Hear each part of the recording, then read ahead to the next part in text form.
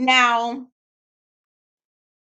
Stormi, come to the front. Come on, sit down here. I like you, Stormi. I want to stay liking you, but you doing a lot. Mind your business, Stormi. There is nothing between Tisha and Kiki that you can do. That feud has been happening long before you even probably existed. You might want to sit this one out. And I don't understand why we decided to try to bring Stormi in as a peacemaker when Stormi don't be bringing no type of peace nowhere she go. Okay, the respect that the modicum of respect that I had for Tisha is just gone. It is gone, y'all, gone. And Stormi is slowly burning that same respect as well. It's still way more than Tisha, y'all. Tisha girl, you're what the hell, okay?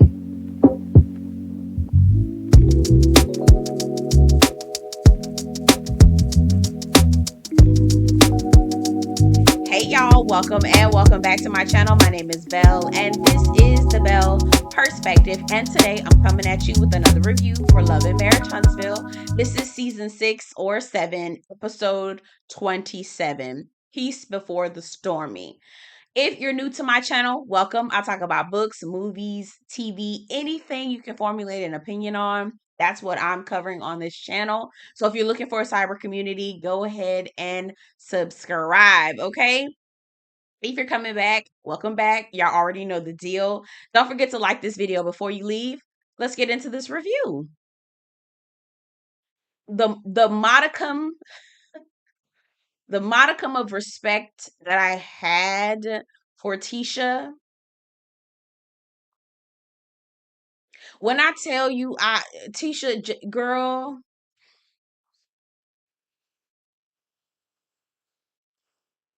you're not a boss.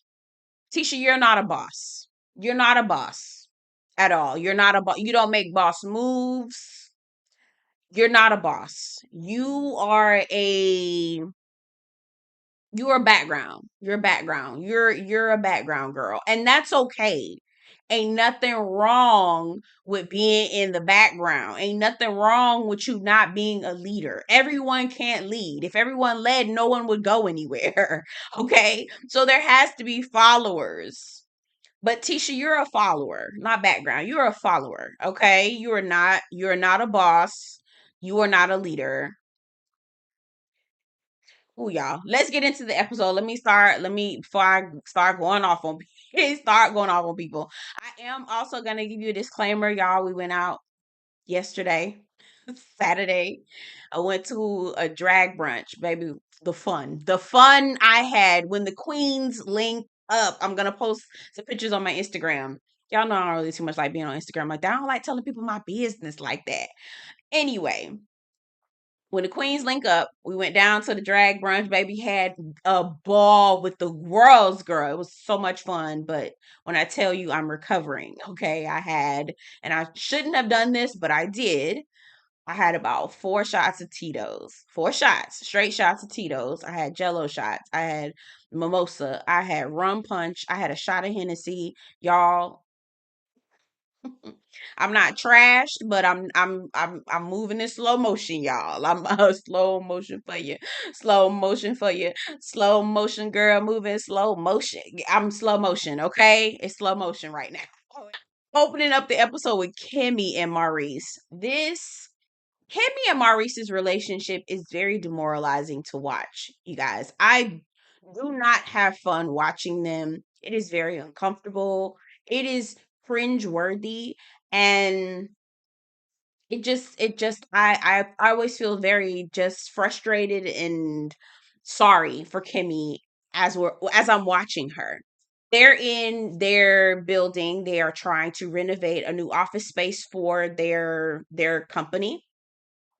The person who is in charge of contracting is one of the Scott brothers. Name starts with the M. I don't know what it is, but based on his work ethic, they all pretty much are the same to me, quiet as it's kept.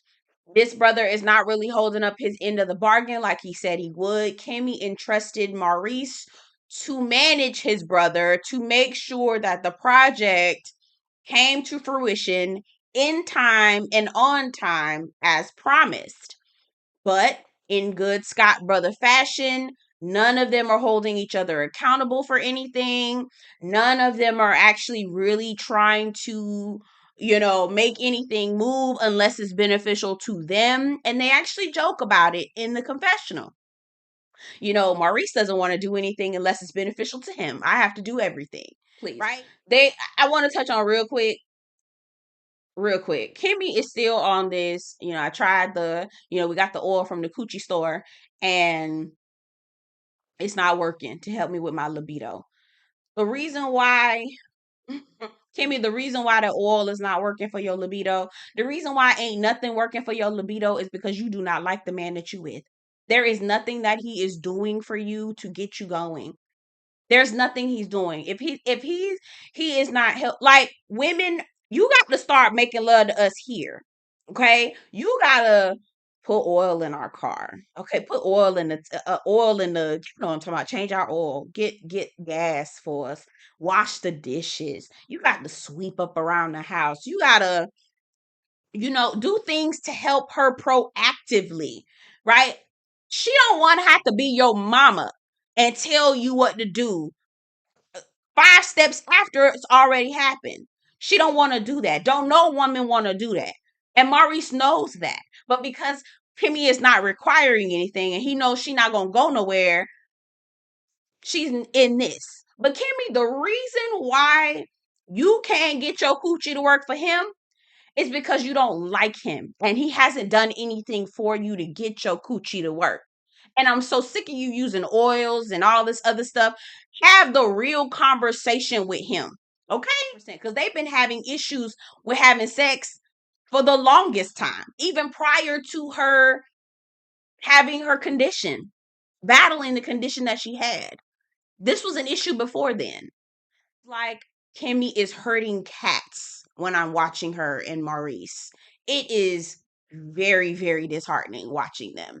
And I just look at Kimmi like, your man doesn't support you.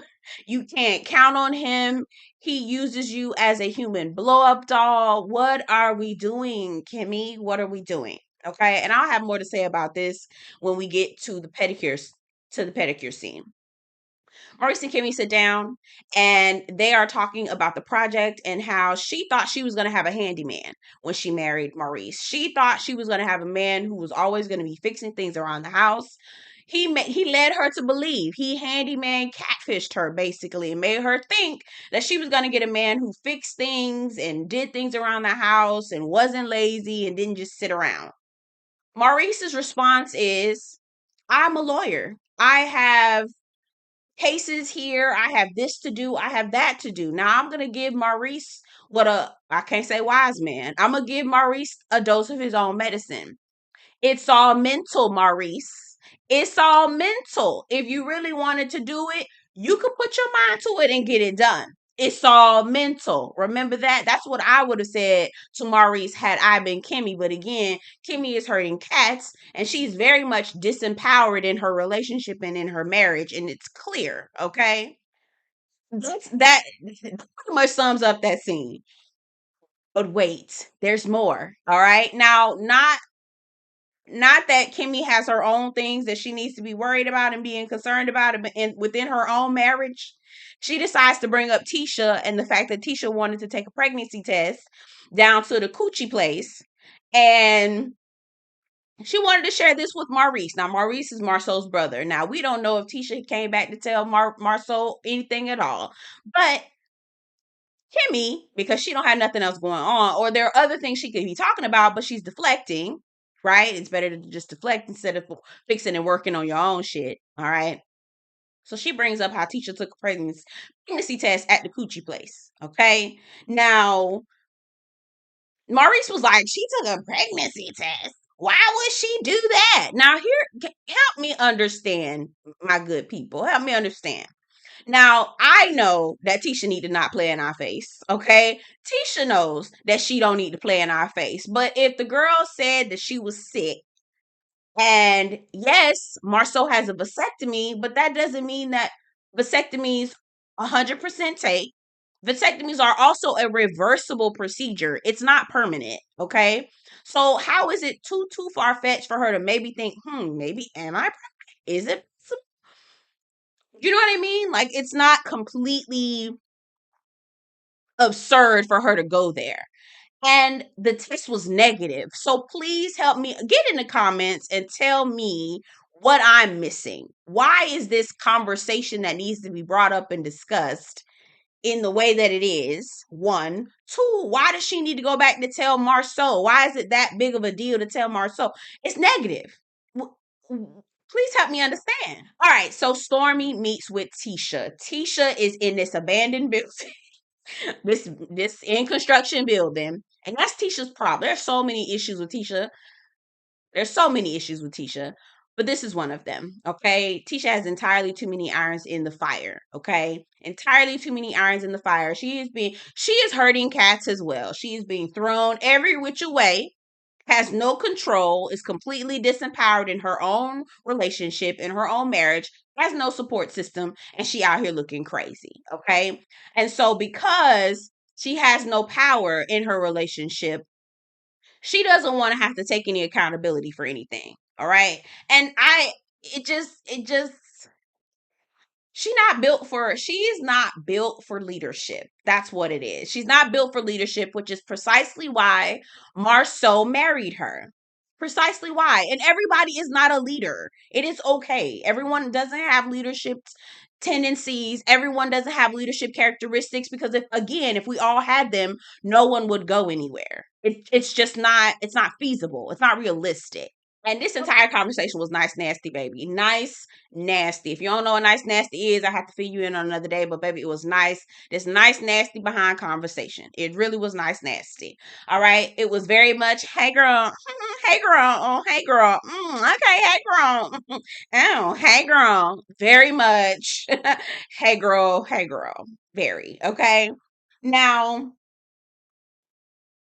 Stormi, come to the front. Come on, sit down here. I like you, Stormi. I want to stay liking you, but you doing a lot. Mind your business, Stormi. There is nothing between Tisha and Kiki that you can do. That feud has been happening long before you even probably existed. You might want to sit this one out. And I don't understand why we decided to try to bring Stormi in as a peacemaker when Stormi don't be bringing no type of peace nowhere she go, okay? As it's kept, her name does not even mean peace. So what are we talking, okay? Her name doesn't read peace. Why? Stop. Please, Stormi, mind your business. Mind your business, okay? So Tisha and Stormi are, kind of just, hey girl, how you doing? Hey girl, oh, I'm good. How you doing, girl? I'm good. I just came back from vacation, and Marceau just came back from Colombia. He went with a business partner who, had some sort of celebration or a birthday in Colombia. Baby, Marceau be globe trotting. Marceau stay globe trotting, and leaving Tisha home with them kids. Okay. But he said that's what those ain't his kids, them Tisha's kids. That's what he said. He's always said that. He's always said that. And so he was like, girl, Columbia, girl, that's the brothel capital, girl. Ain't that where the brothels be? Tisha said, oh, is it? Is it really? Now, girl, Tisha, now you know good and damn well how what they call the passport brothers and all that other stuff. You already know what it is. But if Tisha's okay with it, I mean, is she really gonna stop it? How is she gonna stop it? Stormi was being messy in that moment. Like, Stormi, now you know good and damn well. You know good and damn well, girl. Why'd you bring that up, Stormi? Anyway, Tisha shares with us that he went to Colombia on their anniversary weekend. I don't know if that was information that we really needed to know. Because, girl, he went and you didn't stop him. You didn't. Why are you telling us? You should be telling him. But okay, fine, fine. So they bring up the whole copy and paste situation. Now, this is where I was side eyeing Tisha and wanted to slap the mess out of her. Girl, are you kidding me? Be for real. Be effing for real. Do not play with me. Do not play with me.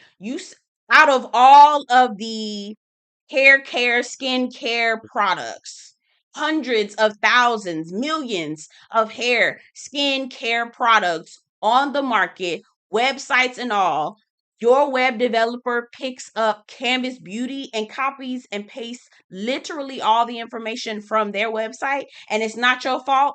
It's the web developer's fault.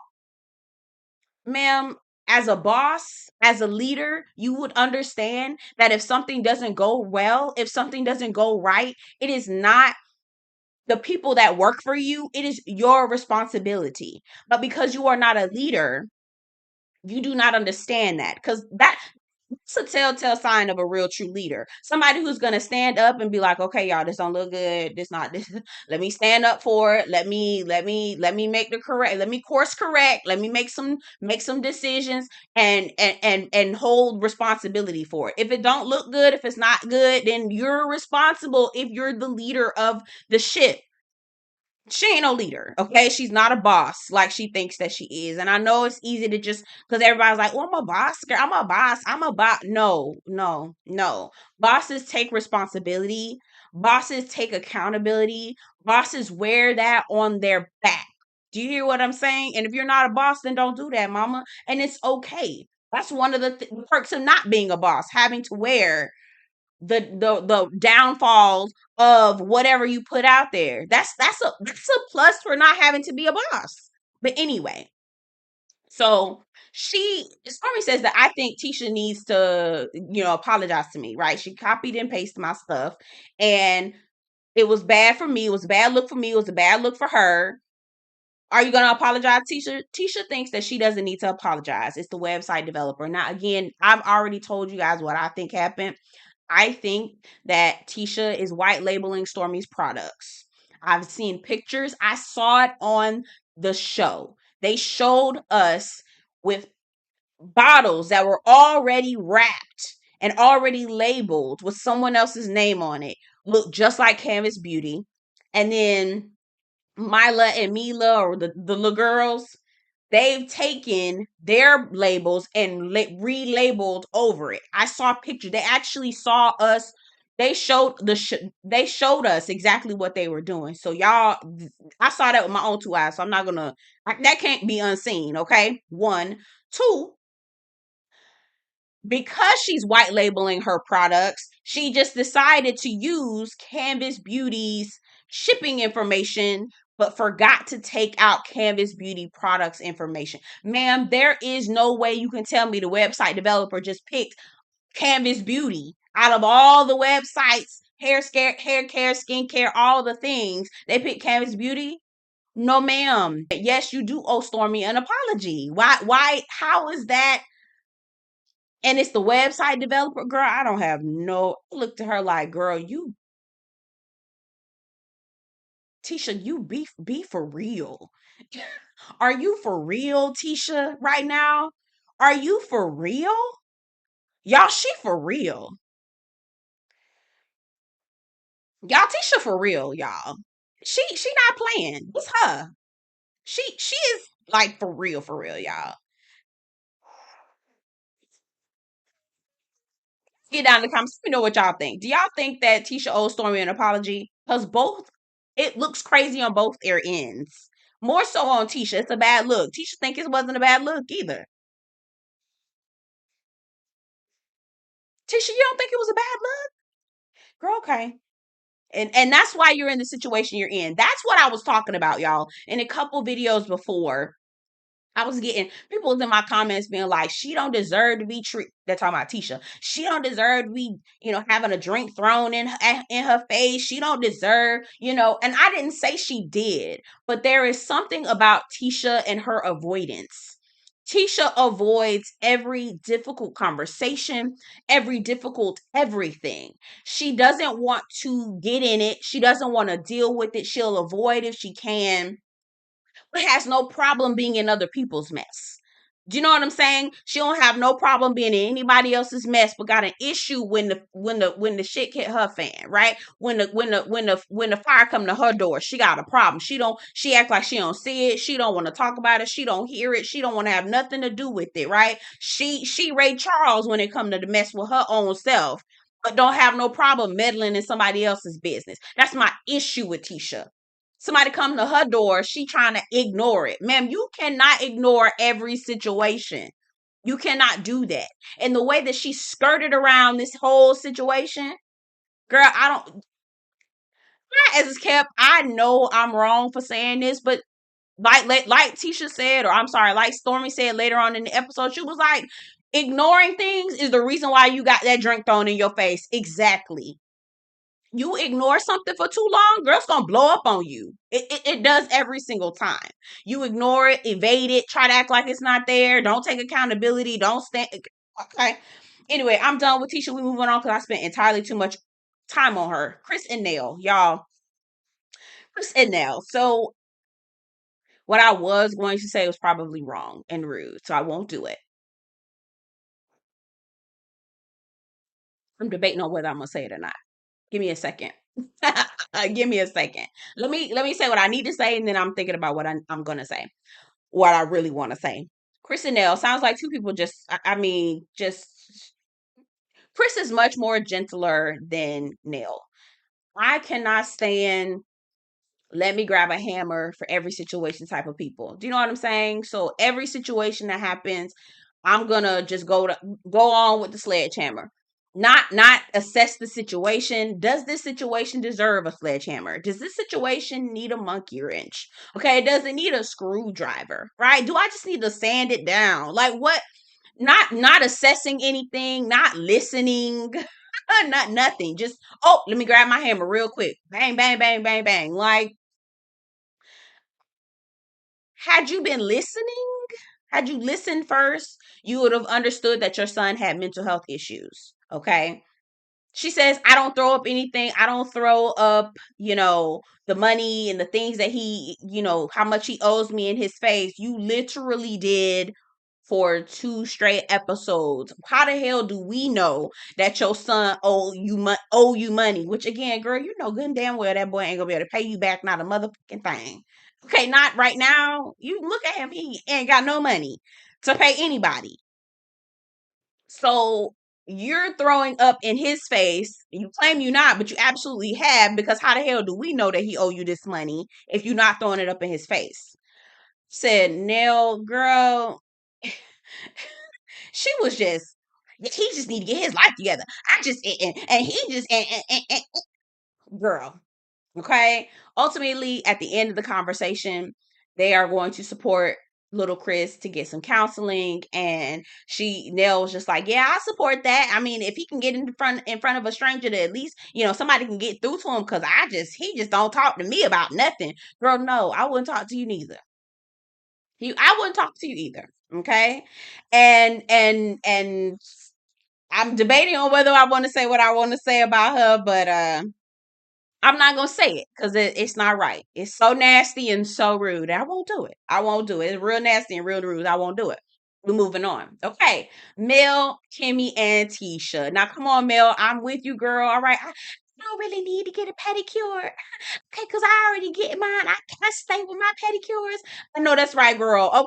Okay, come on now, Ash. I lifted my foot if I could. All right. Baby, a baby stays with her nails and her feet's done. Okay, come on now. All right. Oh man, I love that. I love that about us. Okay. Now I want to hop to the conversation between Mel, Tisha, and Kimmi first. Because I know I'm out of order, but whatever. This my stuff. I'm gonna do what I want. Okay. Kimmi brings up to Mel the situation about her not being invited to the name change ceremony. And my question to Kimmi is, why would you want to be there? One, because you have never truly supported the divorce. Okay. And when I say that, I mean, you did not take a stand and say, Martell, you cheated on Mel. Why in the hell would she want to be with you? You kept going around, I'ma always root for the Holtz. I'ma always root for the Holtz. You know, Mel, I saw Martell the other day. Did you talk to him? Did you want to talk to him? No, no, no, no, no. Why would Mel invite you, who you're connected to, all his friends, right? Who do not take her seriously, didn't take this divorce seriously, didn't take what Martell was doing to her seriously. It was a joke to y'all when it was happening. It was a joke to y'all when she found out about it. It was a joke to y'all when she was hurting. Like, why? Why? And y'all hurting cats on y'all own over there. Y'all are already, and I look at it like this. This is how I kind of look at it. Okay. Tisha is oh, I don't want to use that word. Tisha does not have any power in her own relationship and in her own marriage. Kimmi has no power and no say so, no autonomy in her own marriage. Neither one of these women do. Okay? The name change ceremony was an act of defiance. It was an act of, I am my own person. I have autonomy. I am empowering myself. Why would Mel want to invite you two disempowered women to an act of defiance? That's like, I was looking at Kim like, Kim, what? Kimmi, please. Okay? Please, please, please. All right? Anyway, Stormi, Courtney, Tisha, Marceau, they decided to go on a double date. I don't know why. Y'all nice nasty. There's so much tension between the four of them. Minus Courtney. Stormi just trying to boost up Courtney to have some issue. You know, Courtney just chilling. He don't like Marceau like that. But he also is not to a point where he trying to fight Marceau. Marceau, Tisha show up an hour and 25 minutes late. I'd have been pissed. Now we're back to this whole bitch conversation, whole bitch comment. Ma'am, Stormi, you know good and damn well that if somebody called you a bitch, you would be livid and you would be wanting Courtney to jump in and fight your battles for you. You need to be quiet. We squashed this. Why the hell are we bringing this shit up again? Please lead this somewhere else. Don't bring this to the camera to us. We don't want to see this shit no more. We don't want to see it no more. I don't want to see it no more. Now, if you really want to have something to stand on, okay, if you really want to have something to stand on, Stormi, because it looked like you just fishing for anything to have a beef between the two of them. If you really gonna stand on something, you should stand on the fact that they were hour and 25 minutes late. That's much more substantial than you still bringing up some shit that y'all said y'all squashed 2 episodes ago. Do I think Marceau a bitch? Absolutely. But would I call him a bitch in his face? No, I would not. That is disrespect. Now I would think about it in my head. I'd probably call him a bitch at my house. I would say all the things behind his back, but I would never bring it to his face. But it's not. Please let bitch go. Okay? Please let it go. Let's move on to something else. Let's do something else, y'all. Okay? Anyway, that is the episode. They're going to go to Houston next episode. So I'm excited to see that. I think that's going to be fun. It's going to be fun. The full ensemble cast, everybody is there and all of the shenanigans, and I cannot wait. It is going to be something, okay? Y'all get down in the comments. Let me know what you think about the episode. Let me know what you think about my commentary. Do not forget to like this video before you leave. And yeah, happy holidays, you guys. Oh, pray my strength in the Lord, child. We got Potomac. We got Married to Medicine tonight. I got Veil Collective, child. I got a book review. I've got a Bold and Black owned business perspective coming up, child. We're going to be busy, okay? Yes, happy holidays. I'll see you guys soon. Take care.